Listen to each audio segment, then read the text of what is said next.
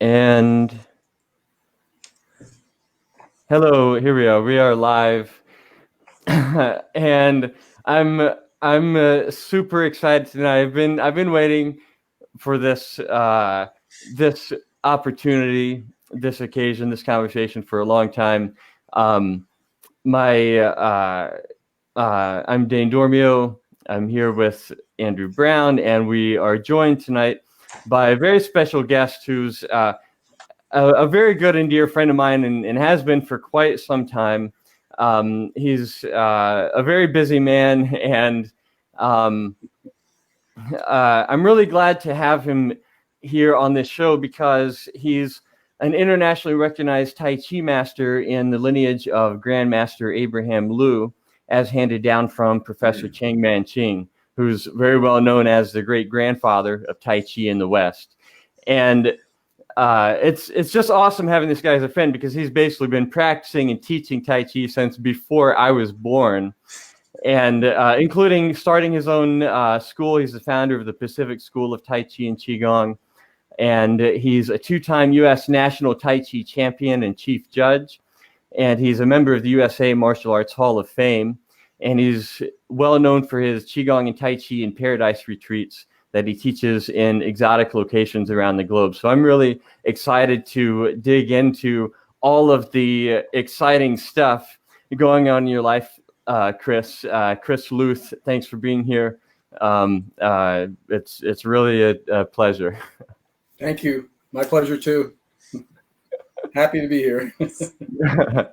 Awesome. So, I know there are a lot of people in Tai Chi circles who basically don't need an introduction, and out in the world there's plenty of people who haven't heard of you. So, what's your origin story? How did you kind of get started on this path, and how's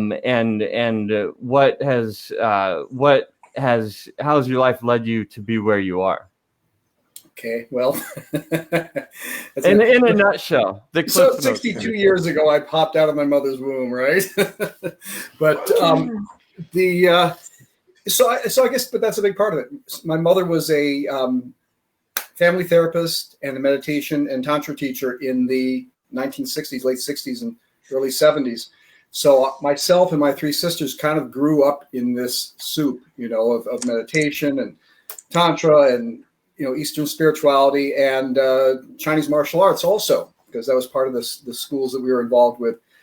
So I don't know. I started doing martial training when I was about 13, and then my mother started teaching me meditation and all these things, and I sort of switched over to Tai Chi and Qigong, internal martial arts, when I was 17, because that was more aligned with the spiritual work I was doing at that time. And I entered into a sort of a residential tantric esoteric school when I was 17, and was there for studied there full time for about 10 years. And part of the curriculum was doing Tai Chi and Qigong, some Chinese internal martial art and Qigong, and I chose Tai Chi.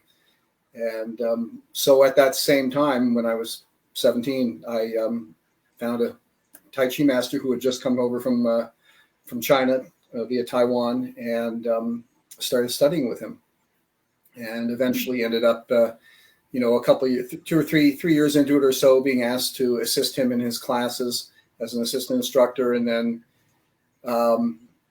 about 3 or so years into that, of just sort of teaching privately on my own and assisting him in his classes, this is a funny one. I had a friend who was my surfing buddy, who said, "Hey, I'm getting my tax returns in a couple months. I'm going to go to Hawaii with my tax return money and surf."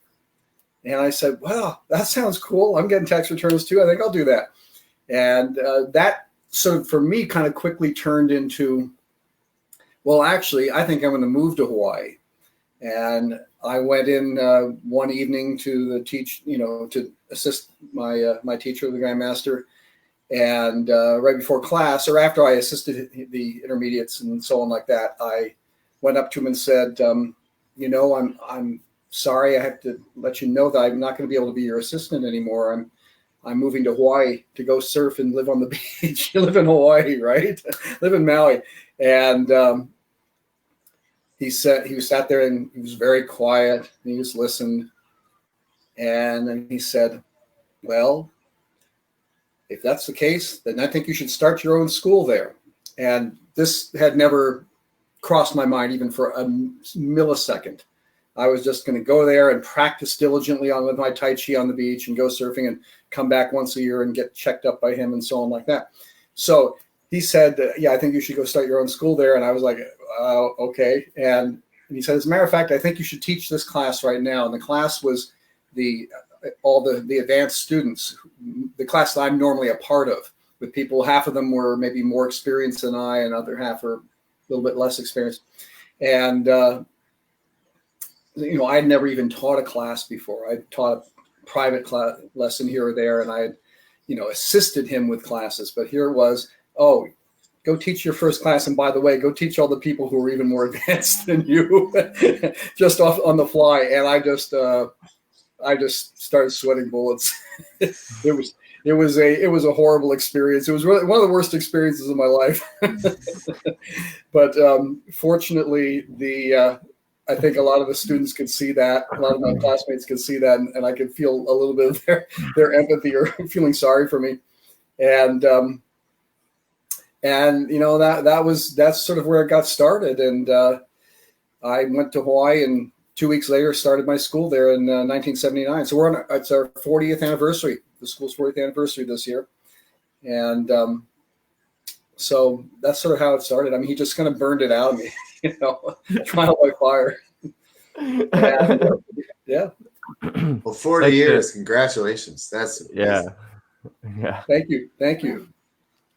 I know, it's amazing, isn't it? It's like the mama bird pushing the little baby out of the nest. He did that constantly. I mean, he sort of steered my whole life, really, to be honest. He, I was there in Hawaii for a year, started the school there, and then, kind of got island fever because it's just so small there and isolated, and decided to come home. Came back, went to a retreat he was teaching in the mountains, and after class one night, I went up to him and said, hey, I know you've probably had to fill the spaces, your assistant spaces, but I just thought I'd check and see if I could get my old job back as your assistant. And which I thought was kind of a long shot, but what the hell. And he sort of sat there quietly, another long pause, another intense pause. And then he said, no, I don't think so. And I went, oh, shit. And then next breath, he said, I think you should start your own school here. And as a matter of fact, you can take one of my branches. I have this branch in La Jolla. I'm tired of driving there. Come and teach it with me for 2 months and then take it over and use it to start your school. And that was it. So really, this guy kind of steered my life more than anybody, period. More than me. Very more pivotal. Than so he kind of ran the show. Luth, you are the chosen one. Whatever, I don't know, but it was interesting. I mean, so it's beautiful. I never really had to think about what am I going to do when I grow up. What am I going to do with my life? It was basically all kind of done for me, which was that's wow, yeah. Talk about a huge gift, a huge blessing indeed. Yeah, to have that clarity from a young age. To me, that's illustrating two really interesting things. One is the importance of the role of the master or the teacher, the mentor, and sort of like being in the right place at the right time and meeting the right person and connecting the right way, and the other aspect is there's that, and there's also being kind of the right person in the right place at the right time, and in particular, I'm kind of curious about what's your sense now about why he sort of picked out you to lead this class that even when you were not the most experienced person, and it wasn't, and was it maybe like the fact that it was the last thing you would have wanted to do that made you perfect for it, or what was he seeing in you, do you think? Yeah, that's a beautiful question, actually. And I don't know, but I can speak to it, having trained dozens of teachers myself over the last 40 years. I can speak to things that I looked for that were probably instilled from him in a sense. And one thing is what I look for when I'm training my instructors. When I have an instructor that says, "Oh no, I'm not ready to do that. I'm not ready. I don't think I'm ready yet." This is what I'm looking to hear. The instructors say, "Oh yeah, I got this. I'll be teaching next week. I'm ready and everything." I'm kind of going, "Okay, let's just hang for a little while, see where that goes." The ones who I feel are, have a reasonable grasp, but are also saying, "Yeah, I'm not ready. I'm not ready to do that yet. That's a little bit beyond me or something." Those are the ones that I know are probably the most ready, in my opinion, and the ones who are going to have the most, appropriate mindset for going into this. They're going to have that beginner's mind. They're going to have that openness. So I kind of look for that in them. So maybe that's something that he recognized.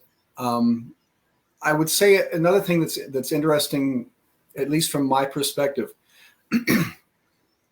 is that I've met a few people in my life who I felt like I had the almost like the same energetic fingerprint, the same energetic matrix, or extremely similar energetic matrix, and but just a few, 3 that I can think of, and to me, in my perception, he was sort of one of them.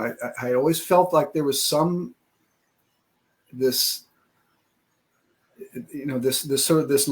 really sweet, really beautiful love between us, and that there was somehow there's something similar about our personalities, or like I said, our sort of energetic makeup, or energetic thumbprint, and I noticed that. I don't know if he noticed that. I noticed that, and who knows? Maybe he did. Maybe that was part of the mix. I don't really know.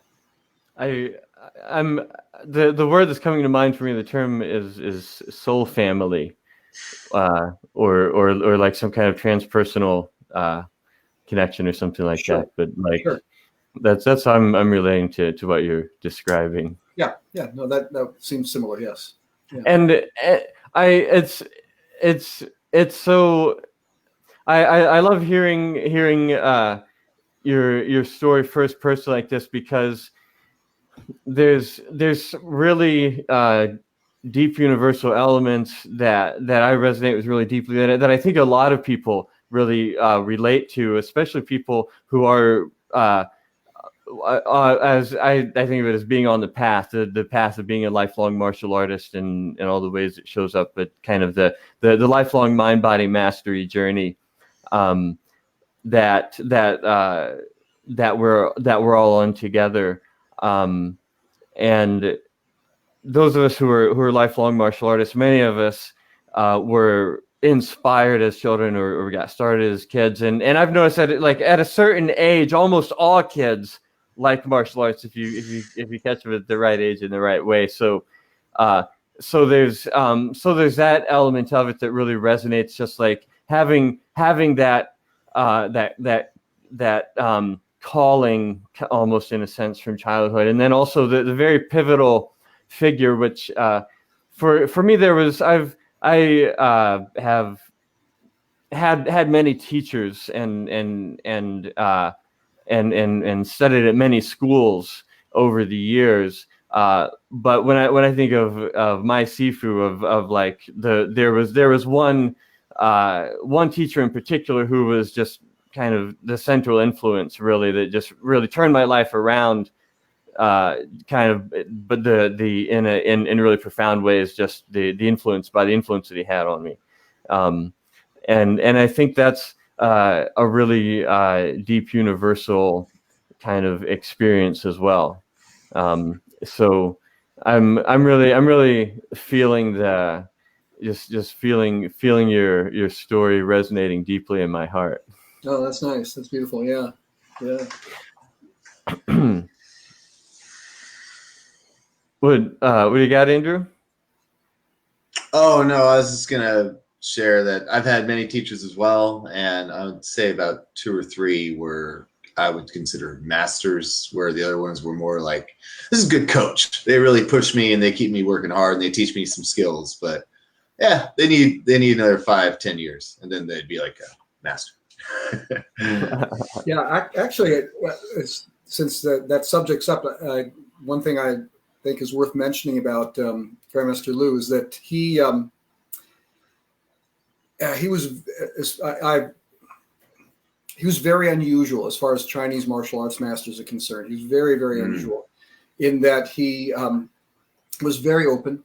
He was extremely eclectic and open, and he would encourage me to go study with other people and other teachers and other places and learn what I could.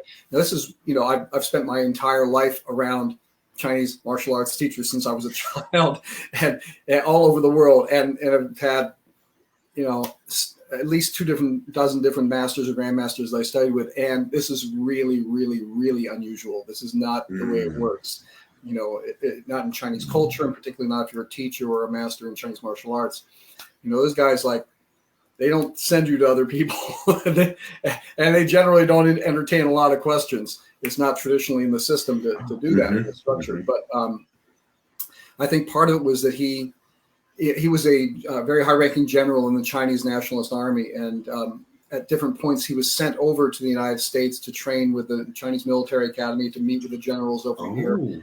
So he was exposed to sort of Western culture a fair bit, and exposed to the way that those meetings would happen, where there was a lot of questions and answers and analysis and things like that. I'm imagining that must have influenced him a lot. And nonetheless, I would ask him a question. I'd say, well, hey, I heard about this type of energy work or something like this. I just heard, it's in the mist. I've heard it somewhere. And I would say, do you think, you could teach me? We could do that. And if he didn't know what it was, I remember one time he said, I was never taught anything about that. He said, do you think you can go find out about it? I said, well, I heard there's this master in, New York or Chicago or wherever it might be. And he said, well, do you think you can go get there? And I said, I'll try. And he said, good, go there, learn what you can, and come back and tell me what you learned. And, this is a very venerable, old, distinguished, 4-star general / Chinese martial arts grandmaster, saying this. And it's like, that doesn't happen, that's really rare. So he was a rare person. Yeah, it's very, very rare. Yeah, that's really truly exceptional. And now that we're talking about him more, I'm realizing that actually Abraham Liu has touched my life as well, through particularly through Jim Kiefner, who was I know a friend of yours and a student of his. And the when I knew Jim, it was in the very later part of his life, I guess his late 70s, and he had a lot of health challenges, and I knew him for maybe a handful of years before he died. But the little bit of exposure that I had to him was really profound and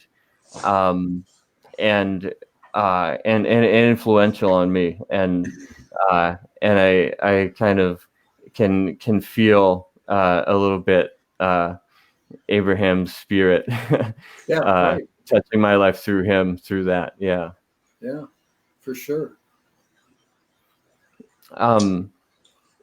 So there's a lot of questions, really big questions in my mind that you just be a great person to ask.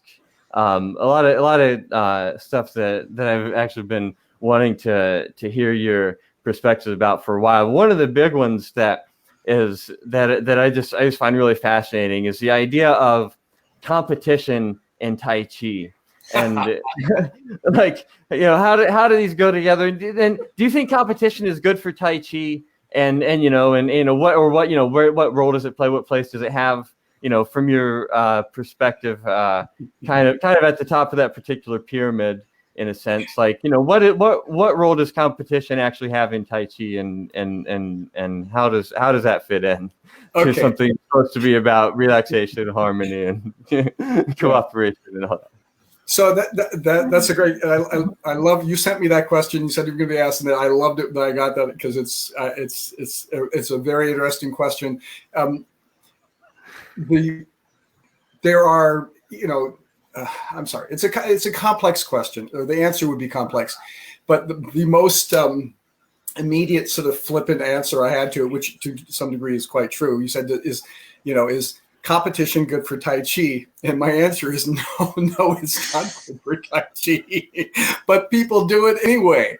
So the thing is this, so having spent 33 years in the competition scene, competed for about 3 or 4 years, and I've been judging for 30 years. I'm the chief, the head national judge in the United States for Tai Chi, so on, and head referee for the sparring, the interactive parts of push hands.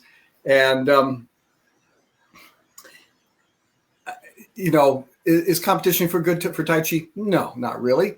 But people do it anyway. And so I totally get it. People do it anyway, and it has some impact because they can say, I was the champion, I was the gold medalist or the silver medalist of the United States or something like this, right? Mm-hmm. So that information goes out into the world in various ways and commands some attention, right? So if people are going to do this anyway, and they're going to win a gold medal, and they're going to go out in the world and put this gold medal up on their advertisement, it's going to gather attention. So my objective from the very beginning with the competition was my opinion was like, well, no, this is not good for Tai Chi, but let me go try it. Let me see. And so I went in there to try this back in 87 or 86 or something like that. And what I saw was that most of the Tai Chi that was being done, most of the competitions were being judged by external stylists. They were being judged by, and they were, combination. They were kung fu competitions. So it was external styles and Tai Chi and Baguan Qing. So external and internal. But the people who were running it in general, and most of the judges were external stylists in general. And the judges were generally external stylists for the most part. So the Tai Chi that was being rewarded was pretty much external Tai Chi. It was Tai Chi being done in a pretty much a non-Tai Chi manner, considering that Tai Chi is an internal art. Mm-hmm. So I watched this, and the style that I do is a very small frame, somewhat minimalist small frame Tai Chi, which is small frame Tai Chi is particularly conducive for internal work, for internal energy work. Now, small frame Tai Chi doesn't mean that you're going to be able to do internal energy work. It's just a conducive vehicle. It's a much more conducive vehicle. It's like a Porsche. It's a much more conducive vehicle for going into a road race, right? Whereas a Cadillac is not as conducive for that. Now, that's the suspension. But just like, are you comparison like just to large frame? In other words, smaller movements are more conducive to internal work than large.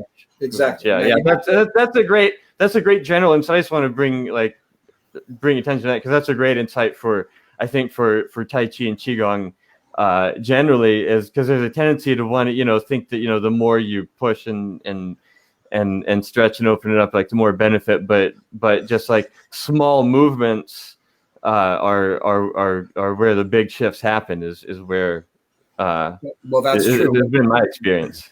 Yeah. And so the journey in Tai Chi is to go from external to internal, to go from large frame to small frame. So when you see the greatest, most accomplished masters and grandmasters, the ones who really know how to move energy in so on like that. Their Tai Chi form movements are very small. The more advanced they get, the smaller it gets, the more minimalist their movements get. The focus and the energy, the activity has switched to the inside. And so when I saw the tournaments and people told me, oh, your style, people have come and tried to compete with your style before. They get knocked out first round. They're gone first round. It never happened. No way. It ain't going to happen. Nobody from that style has ever gotten past the first round. So I went, okay, cool. I've spent my life focusing on internal work with Tai Chi and on the Chi movement and so on. So this will be my challenge. My challenge to myself will be to see if I can take this style, this internal minimalist style that nobody's been able to do anything with before, and see if I can get it up to the front. If I can move it up to the front of the game, get a higher recognition, whatever. See if I can get the judges to see something. See if I can do it in a way where the judges perceive something going on internally. Is basically what it was. Mm-hmm. And first time I did it, I got into the final 8 out of about 40 people. I got into the final 8, and I was like, well, damn, that worked. That was good. That was encouraging. I think it was 8th place or something. And that was further than anybody had gone before with this style. So I was a little bit encouraged by it. And I went, okay, I'm going to keep doing this. So when I would go to compete, I knew when my division was coming up, I would work for an hour. I was doing very, very intensive Qigong work, very intense Qigong work for the hour before I would go to perform. So I was just standing there doing all sorts of really intense work.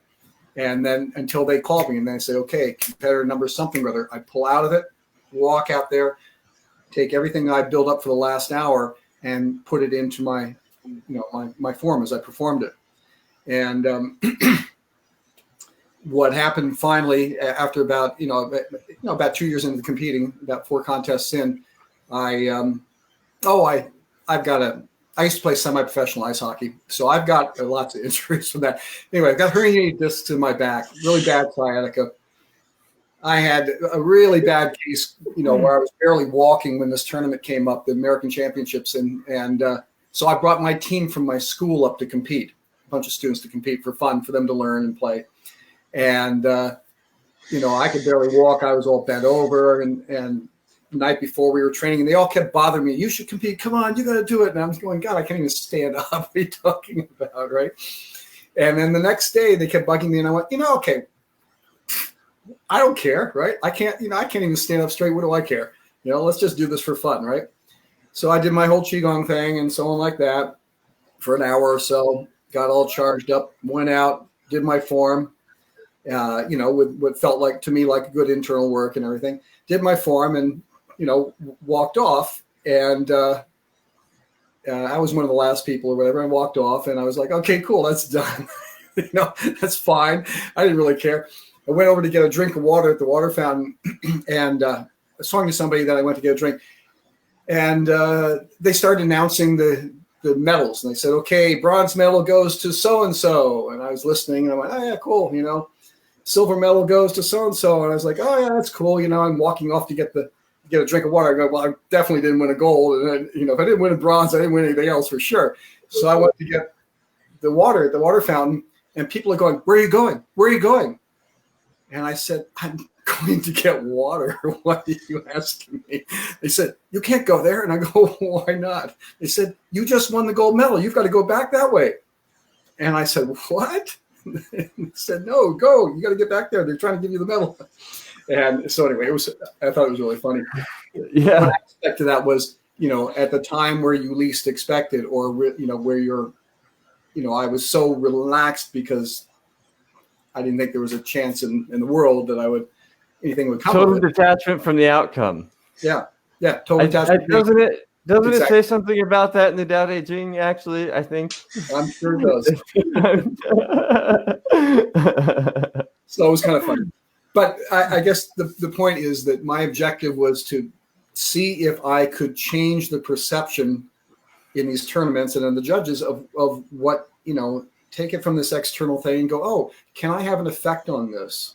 Okay. And then as we went into the grappling, the push hands, the moving step, push hands, the fixed step, that was all very, for the most part, very external and hard. And I spent decades trying to get that changed. I wrote rules to try and change it.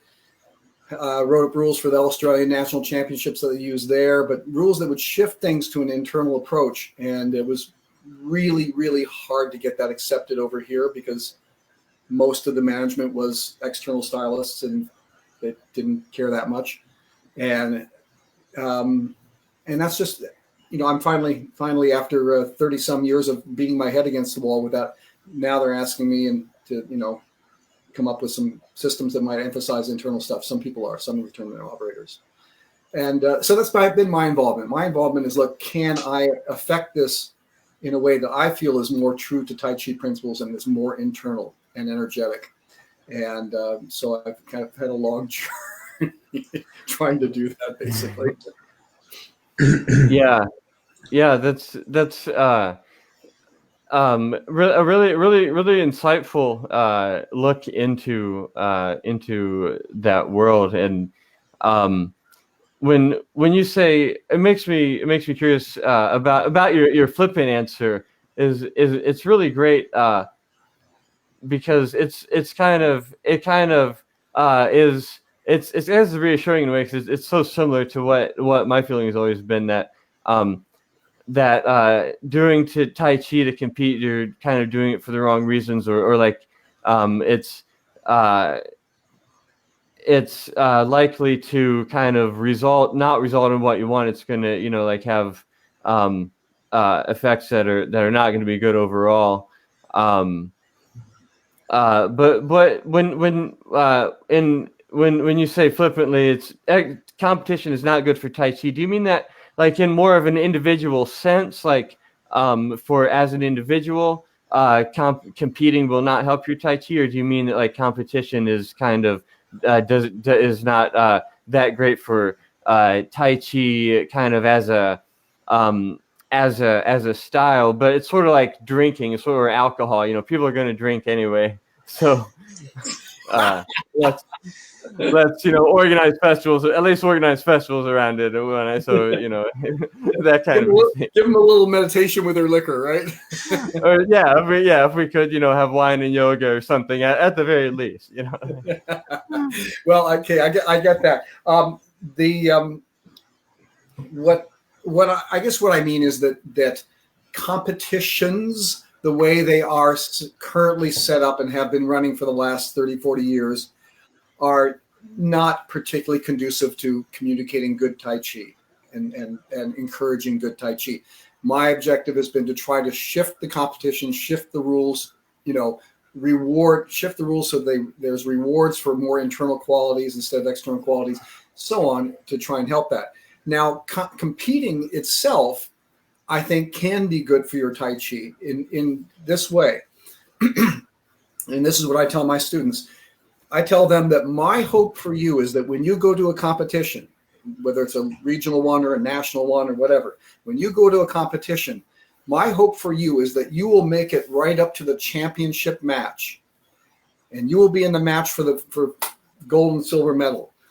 And partway through that match, you will realize that if you use external tension and force and external aspects of Tai Chi, the things that really aren't what this art's about, but you realize that if you use those, you could win this and become the gold medalist, the national gold medalist. I hope that you run into that situation where you have to decide whether you're going to go with your principles or whether you're going to go with what will make you a gold medalist. And so I think that's a really wonderful piece of Tai Chi right there. Okay. Yeah. And let's see what you choose, Yeah. It's kind of like a test of character, like strengthening the iron in the fire kind of a thing. Yeah, it's a test of your internal skills, really. Yeah. Well, I used to compete, and I always found that the judging was a little biased. A lot of the times the coach who was judging, like the head coach, most of his students were there too, and his students were going up, and then like you're going up and he doesn't know you, and all of his friends don't know you, and I was just like, this competition seems unfair. Yeah, what kind of competition is this? Oh, like San Diego local competitions, LA local competitions. What martial arts? Or what martial arts? Tai Chi. Tai Chi. Oh, okay. Yeah. Oh, okay. Yeah.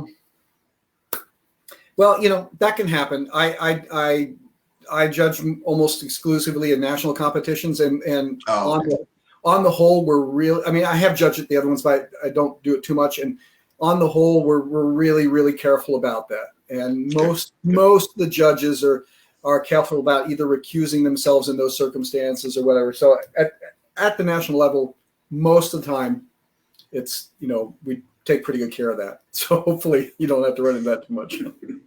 All right, look forward to that one day. Yeah.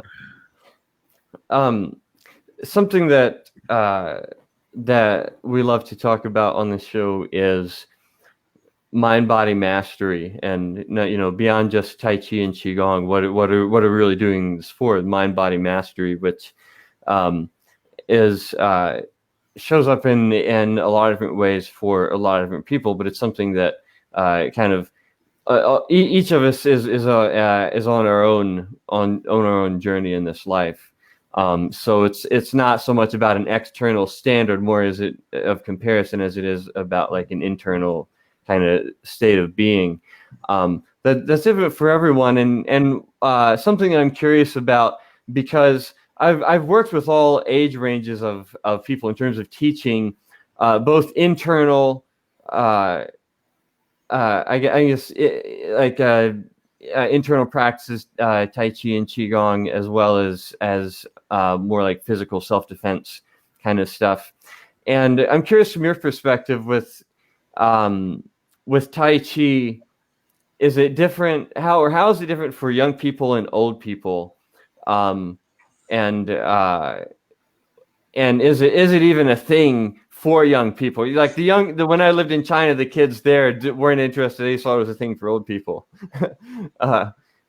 But how, in your experience, how is Tai Chi different for young people and old people? Well, I mean, part of what you said is true. That Tai Chi being an internal art. I mean, let's just say it's like meditation. How many 13-year-olds do you know are chomping at the bit to go to a meditation class? I'm sitting in front of one of them 50 years later right now, but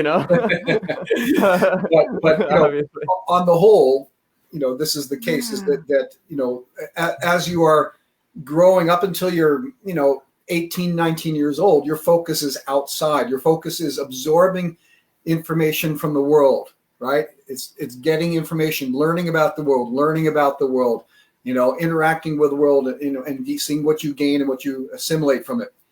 So that's really not a period that's actually conducive to internal look. There's not enough inside to look at that point, theoretically.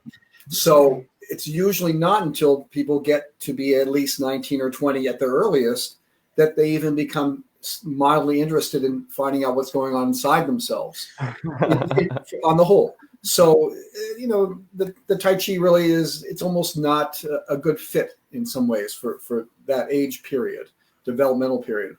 And not that it can't be done, and not that, I was doing it when I was young, but that's unusual. And, 90% of the people are not going to be really ready for it until they're a little bit older and ready to look inside and look at the patterns in their life and look at, what's, why their life's working or not working. Yeah. So that's, yeah. That actually does resonate with my experience, because the first time I tried Tai Chi, I was about 19 or so. I was in college and I didn't have the patience for it. But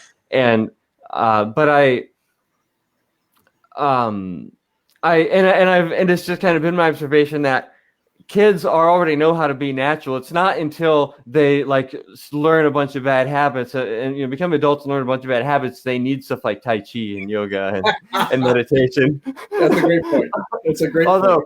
Although there is great work with kids with meditation and Tai Chi and things in yoga and things like that, which is great. But yeah, kids, they don't have anything to unlearn. So what good is Tai Chi going to do them? It's basically it. Yeah, I mean, I've taught kids classes and workshops before, and it's been wonderful, and I'm sure it's good for them. But it's not it's not like I didn't teach them on a regular basis. So like somebody said, come in and teach my younger students because I teach workshops around the world. They say, well, we've also got younger students. I want you to teach them. And, we'll do a 2-hour workshop, something like that. And, that was fun and fine. But I suspect if you were to continue teaching them, it would turn into something that's not really, it's different than what adults would learn or older people. It had to be very different to start with. It had to be a much more abstract, playful thing. And how about between young adults and older adults? Like young adults or people in their prime versus people who are older. What's like? How does the approach to Tai Chi change, or how is it recommended that it change? Well, I mean, it mostly dependent upon physical conditions and physical ability, really. I mean, other than that, that's the only governing factor as to where you have to start adapting it, is whether somebody's old and not able to move in a certain way, or not able to do the push hands or the sparring thing or something like this, or whether they're younger and they've got a blown out knee or a replaced hip or something too. I mean, it's just really a matter not so much of age, but of physical restriction. And then, at any age. Yeah, and then adapting to those physical restrictions, which often come with older age. Mm-hmm. Right. Mm-hmm. Yeah. So when you take on a new student, what would you say is some of the first things you do with them? Or what would you teach them the first day, or how would you assess them as a student? Well, I'm not going to bother assessing them yet, because it's just too early. I'm just there to kind of offer what I can to them. I certainly ask them what they're looking for, what their goal is, what aspects of Tai Chi, that they've heard of, that they want to get, what they want for themselves out of this, so that I can tailor the lessons and tailor the work around that. And I work really just privately with people. I sort of 15 years ago or so retired from teaching public classes. So I just teach private, one-on-one classes, and I train a group of instructors. And so I try to find out what their needs are, what they're looking for, and then adapt the material to that.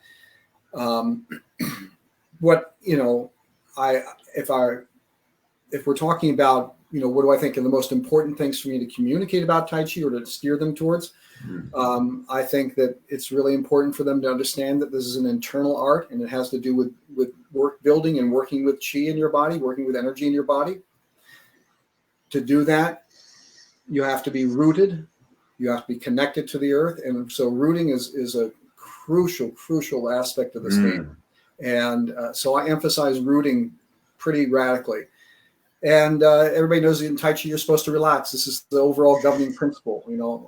All the parts connect like pearls on a thread, and and completely loose and relaxed and so on. Mm-hmm. And but you can't relax if you're standing up. You can't relax unless you're rooted, unless you have stability against the earth.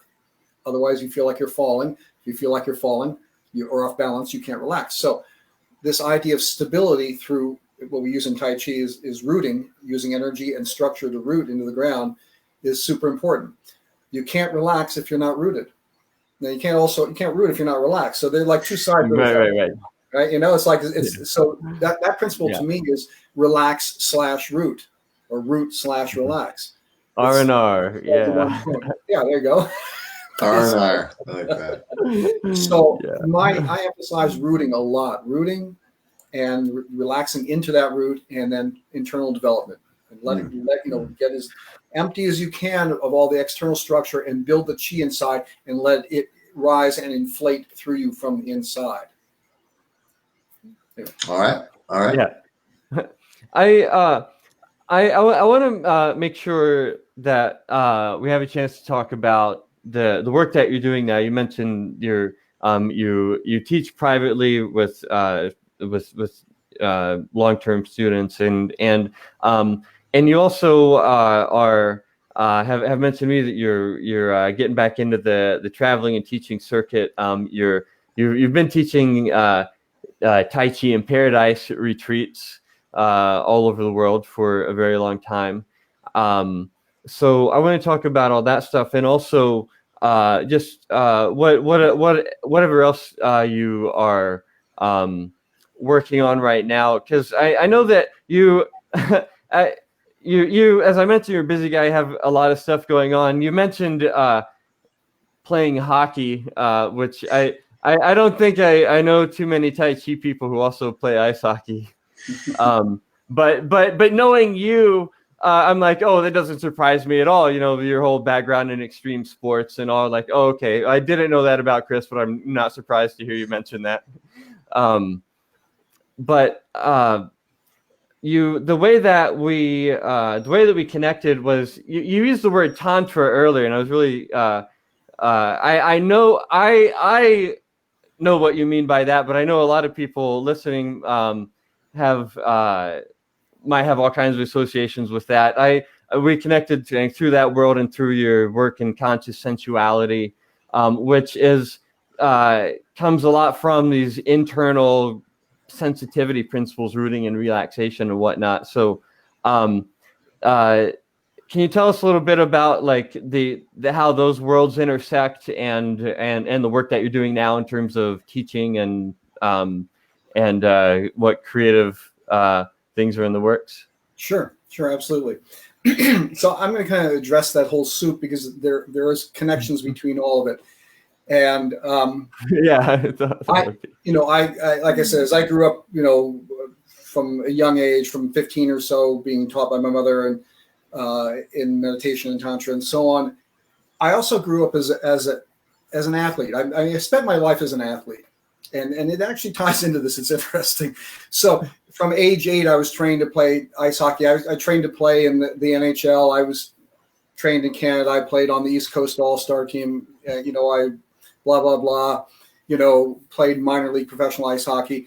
I also was a soccer player, a competitive soccer player. I also was a cross-country runner. Surfed for the last 45 years, did a lot of extreme surfing, was a ski instructor, extreme snowboarding. I've been snowboarding for 30 years or so, something like that. And so I've been, that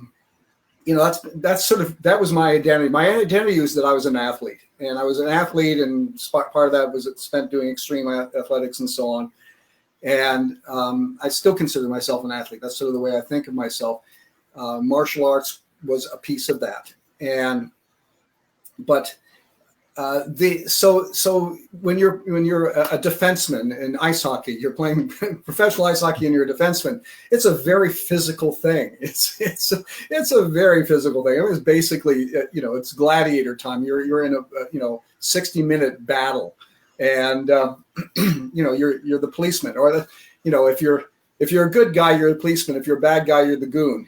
But that's what a defenseman is, and so you kind of get used to banging into people and banging each other around and tackling each other down, and this physical interaction. So that was sort of like embedded in me from age 8, and so later on, as I did martial arts, that became okay, that's a continuation of that. We're grappling, we're wrestling, we're sparring, we're doing all these things, and over time, it began to occur to me that, or just naturally, it just came around that well, wait a minute, all this, particularly when we're doing something like Tai Chi, an internal martial art, and you're grappling and you're sparring, all this grappling and sparring and wrestling around and takedowns and all this stuff is in some ways not that much different than hugging or making love.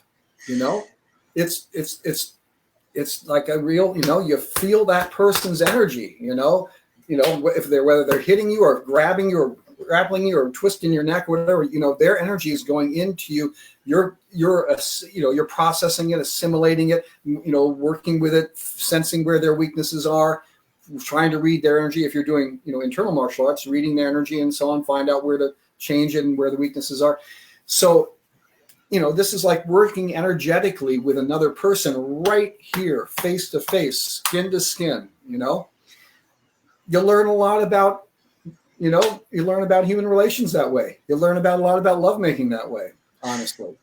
So 20-ish years ago, it just started to overlay a lot. And all the training that I had done in like traditional Tibetan Tantra and things like this, and some Western Tantra and all the meditation work, that now all of a sudden now the internal martial arts work and all the physical stuff was starting to overlay on that really, really nicely.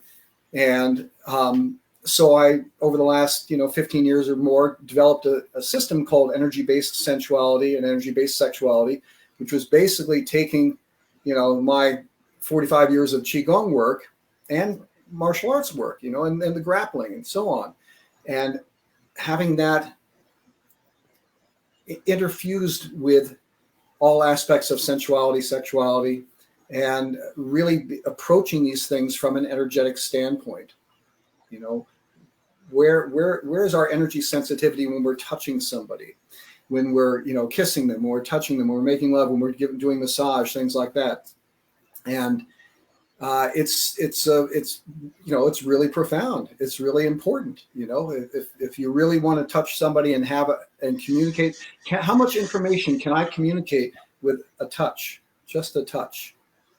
A lot of information can be communicated that way if you understand how to work with energy and you understand how to do this.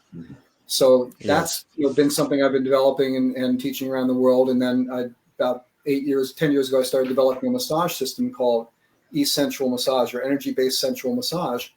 And it's a continuation of those same principles, all the energy work and all the grappling and all the martial arts stuff applied to how we work with a partner that way. So there you go. Yeah, it blends together that's just like kind of been my experience too. Like in my seeking martial arts, kind of found my way into internal awareness and sensitivity, and then found my way into the world of tantra and human relations, and that was where really my spiritual growth really started for real in my life, was through connection. And the term tantra actually it's actually, I mean, you're using it kind of along with meditation, and there's different ideas about what it means, but essentially it's a very old, very huge body of knowledge about humans and the world and like the inner workings of the psyche, and all kinds of things. And it includes, kind of like TCM or traditional Chinese medicine, includes all aspects of life. It includes things related to inner work and spirituality, includes things related to diet and physical practice. It includes things related to sexuality, sensuality, human relationships in all forms. Just like in TCM in Taoist practice, there's sexual cultivation practices, and it can be part of a prescription given by a TCM doctor. Within Tantra, of course, there's all this huge world system of knowledge, including about sexuality and all other aspects of humanness. And I love one of my favorite things that I ever heard about this was a friend of mine who was a Tantra teacher who said, I lived in an ashram in India for 8 years to learn that Tantra is about seeing the divine in all things. Yeah. And then I came to the U.S. and learned that people think it's about having sex in lots of different positions. Well, that's the Kama Sutra. Well, it is about that and lots and lots of other stuff. Yeah. To boot. So, and it all goes together with all these like internal mind-body practices that relate martial arts and medicine and meditation and all of these things. Sure.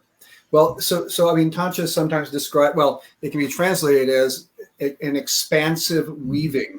Okay, the words there, and so if you think of it that way. The way I look at it is, I mean, like I said, I started with traditional Tibetan Buddhist Tantra like 45 years ago. So it's not that I haven't had exposure to the traditional aspects of it, but, I had traditional exposure to all sorts of, spiritual disciplines in a very traditional manner back in, the early 70s and mid 70s. That's been my whole life. So eventually this stuff, changes and develops and has its own life, right, inside of me. Or yeah. And so the way I see it is just that, this is about expanding your consciousness, expanding your awareness so that you perceive everything in your environment, you perceive all the energies in your environment clearly, and then you learn how to weave with those energies, how to interact in a harmonious and energetically productive way, and spiritually productive way with all those energies. So it's an expansion and a weaving with all these energies that are out there. And it's, so it's about being presence. It's having presence in every moment, perceiving the energy in everything that's around you, and how can you merge or weave with that. And I think the reason that sexuality gets so much of a focus, because sexuality is just a piece of Tantra, but it's a very clearly included piece of it, because you don't push anything away. It's every aspect of life that you incorporate with. But the reason sexuality gets a lot of focus, well, okay, you could say the reason it gets a lot of focus in the West is just because, sex is fun and sex sells, right? But the reason that it deserves a lot of focus is that this is the source of our, core vital energy. This is how we reproduce the species. This is core seed energy, and it deserves creative life force. It deserves the focus. It deserves a lot of extra focus because it's got more chi, more juice in it than most other aspects of our life. So it's a very valuable energy system. It's a very valuable battery we have inside, or tool that we have to work with. Yeah, the creative life force, absolutely. It's huge. It's enormous, and it's the reason that we're here at all. Right, exactly. it's amazing. So what exactly are you teaching right now in terms of workshops or whatever else that you're doing? What do you got going on? Well, so locally here in San Diego County, I just do private instruction with people one-on-one, or small groups. Sometimes there'll be groups of 2 or 3 people, friends that get together for a lesson. And I do that with people of all levels, from rank beginners to people I've got groups of students who have been at it, 30, 35 years that I do privates with, and I also people who are beginners. I train my instructors, a group of about a dozen instructors, once a week for 3 hours, and they all have a minimum of 15 years experience. So like 15 to 35 years experience. And we welcome people. We would love to have people come join us who are interested, but you do have to have a lot of experience. So, we do an interview and see if it's appropriate. But with private instruction, anybody, if I've got an opening, that's fine. It doesn't matter if you're experienced or not. Workshop wise, I'm going back on the road again. I spent about 18 years being on the road, maybe 180 days out of the year. Had a circuit around the world that I did for about 18 years. And I've taken about a 10 or 12 year break. Been on a long sabbatical. And so that's revving up again. And I'm heading off in about 5 days to Australia to teach workshops there. And I'm back in for a few days, and I go to San Francisco to teach, and different places. So I'm on the road teaching workshops on both Tai Chi and on the essential massage, that energy-based sensual massage, tantric massage, and again, all the energy-based sensuality workshops that I do too. So really all that's happening. And I've got a retreat in Thailand and Cambodia in November. And that one's a Tai Chi and Qigong retreat where it's called Qigong Temples and Tai Chi.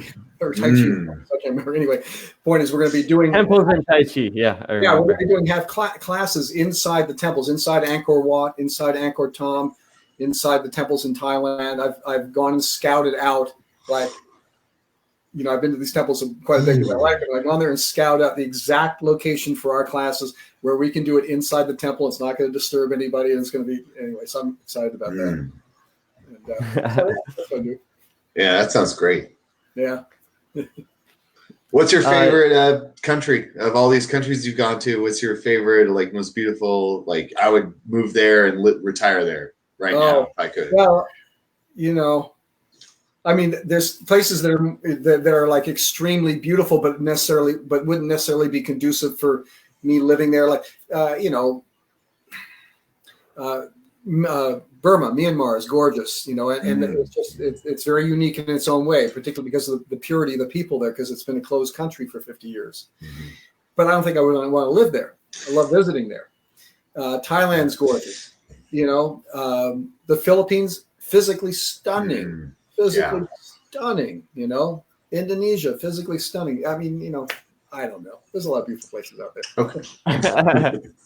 It's great to live on planet Earth. The coastline of Australia, oh my God, it is amazing. I mean, I used to teach, it's been about 10 years, but I used to teach in Australia every year. And God, I could never believe just how beautiful it was. The coastline, the ocean there, So how does San Diego compare? I mean, you live here now, so. Yeah, right. Yeah, well, I mean, obviously, San Diego is not as beautiful as the Costa Rican rainforests, but San Diego, from a standpoint of culture and community, I mean, just the consciousness here combined with pretty damn nice weather and and beautiful environment. It's really, honestly, so I used to say there's only one place in the world that I would live other than San Diego, and that's a spot in Australia that I'm not going to mention. Okay. Cool. But nonetheless, so from that standpoint, as far as living, like San Diego, pretty damn nice. I agree. San Diego's the best. It seems to me that, like, if you can live anywhere in the world you want to, you'd probably live, like a lot of people live in San Diego, and like a lot of people do. People who are financially free and are able to live wherever they want to in the world, they choose to live in San Diego. That's right. Mediterranean climate zone. It's great. Actually, my buddy Greg that I introduced you to, Chris, he lives in Australia now. Oh, fantastic! Yeah, he actually has dual citizenship, and he's living there now. I wanted to make sure we got to hear about, you mentioned your various retreats and workshops that you're teaching. Are those all in one place on the web, or I know you've got a couple of websites for your Tai Chi and your Tai Chi site, and then one for the Tai Chi and Qigong in Paradise retreats. Are those good places for people to get in touch with you, or are there anywhere else to find out about your other workshops and stuff that you're doing? Yeah, no, that's the spot there. I mean, there's a website for my personal instruction, my private instruction, and so on like that. I can, give you the link, or we'll put the link in the comments or something like that. And then there's one for the retreats, the Tai Chi in Paradise retreats, which has this one that's coming up in Thailand and Cambodia. And then there's also websites for the sensual massage work that I do too. So there's sites for all those. We can throw all those in there. Okay, great. If you put those in the comments, Beal here, that'll be awesome. And I want to I want to finish up with just like a very small, insignificant question. What do you see as the future of Tai Chi? Oh yeah, that's a small question.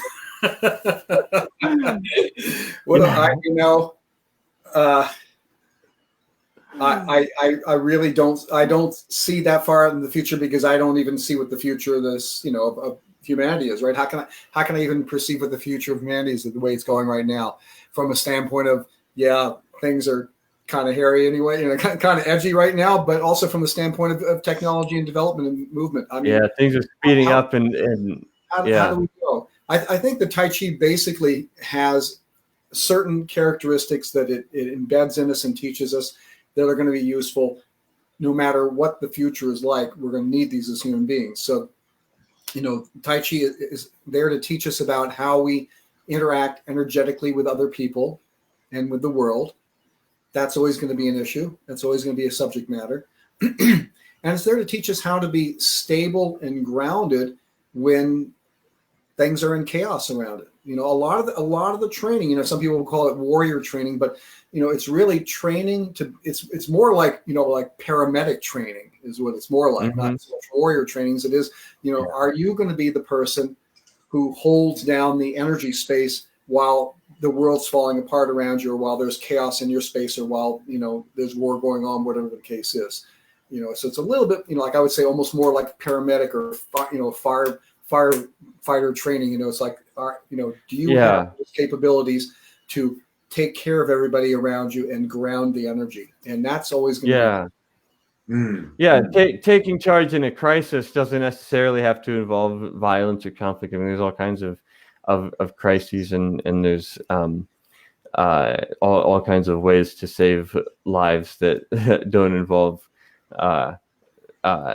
fighting or killing. They don't involve combat, exactly. So being calm and centered in a crisis, being able to access your faculties even in the midst of emergency and chaos, as well as just the energetics of human connection. And that could be an emergency or chaos just within your family, in your living room with 2 or 3 people there. I mean, it doesn't have right. A bomb going off in the street or something. It's exactly wherever it's needed. Oh, much like mathematics, Tai Chi would be reinvented if the civilization ends. It would just come back because it's natural. It's totally natural. Yeah. If Tai Chi didn't already exist, we would have to invent it. Right. Very nice. This so many beautiful, profound insights and perspectives from you tonight, Chris. I'm really feeling blessed and thrilled, and I know and I wish we could go on talking for much longer, but we'll go ahead and wrap up for now. For anybody watching who wants to get in touch with Chris, check the comments for his links about his teaching and workshops. And I'm just feeling so full right now. I don't really have much else to say, but does either of you guys have anything you'd like to share before we wrap it up? Nada, I think it's just a pleasure talking with you and both of you, really, and great energy. Thank you. Thank you. Yeah. Thank you for your heart and your strength and your generosity of spirit, Chris. It's really been a pleasure to know you and to see you live your life in such a humble and fearless way. It's truly an inspiration. Awesome. Thank you. Thanks a bunch. I'm hitting the button now, and